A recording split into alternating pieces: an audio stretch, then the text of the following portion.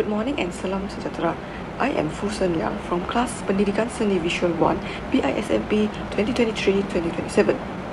Today I'm going to explain the storytelling techniques and the storytelling activities that I have used in creating my story. The story that I have created is titled Princess Elara's Magical Night Quest. In short, Princess Elara is a reserved princess who defies her father's warnings to investigate a mysterious light that fell into the forest. She only brought a magical lantern with her as her courage, and she overcame treacherous terrains, also faces a lot of challenges during her journey to the forest. But luckily, Princess Elara returned home with bravery, and she is no longer the quiet princess. One of the very few moral values that you can find is that it encourages young audience or kids to be courageous and be self-reliant. For example, Princess Elara's journey isn't defined by her lack of fear, but it is by her willingness to move forward despite facing a lot of challenges and also facing her fears.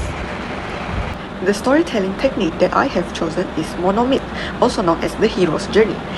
In monomyth, there is 9 plots, which is the first one, the ordinary work. Princess Elara lives a quiet life in her palace, spending her time reading books and watching the stars. The second one is the call to adventure. Elara sees a bright light that falls into the forest, and she feels that she needs to help it. The third one is refusal of the call. The king tells her that it is not safe to go alone, and Elara is scared and wonders if she is brave enough to go. The fourth one is meeting the mentor. She meets an old woman. The fourth one is meeting the mentor. Elara meets an old woman who gives her a lantern and tells her that the real light is inside her. The fifth one, crossing the threshold, Princess Elara leaves the palace and enters the dark, scary forest. The sixth one is the test allies and enemies. She crosses a dangerous river, makes friends with the scared fox, and keeps going even though she is scared. The seventh is the ordeal. She reaches the light but is stopped by the scary shadows in the forest. And the eighth one is the reward.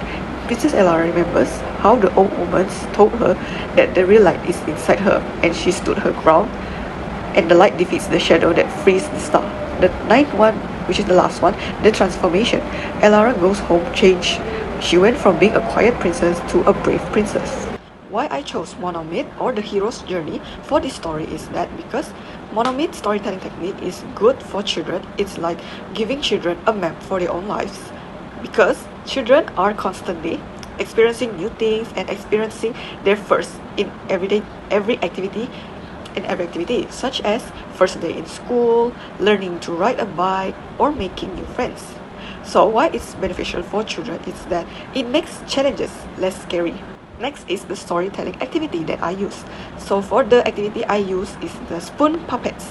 In this story, there consists of 4 characters, which is 3 character and 1 object. So the first one, the main character, is Princess Elara. Second one is the king. Third is the mysterious old lady. And the fourth one is the object, the lantern. Why I chose spoon puppets, also known as story spoons, is because spoon puppets are physical items and that they can act as a magic wand for our imagination. They may look like a normal plastic spoons, wooden spoons, but they can be turned into a character or a story based on our imagination. One of the reasons is that we, the storytellers or educators, or the younger audience, can touch the story. Unlike digitally, which can only be seen through a TV screen or any screen, you can actually hold the characters in your hand, and this can make you feel like a part of the adventure.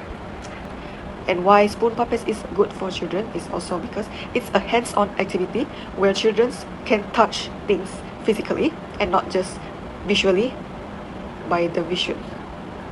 So it encourages children to be more proactive in class. Conclusion: the monomyth storytelling technique is an essential tool for the children because it provides or acts as a map for their own growth. By mirroring the natural challenges in life, it makes the children try to leave their own comfort zone and face the fears, also discovering their inner strength. In turn, try to face every challenges that they will face in the future. And why spoon puppets is good for children is also because it's a hands-on activity where children can touch things physically and not just visually by the vision. So it encourages children to be more proactive in class.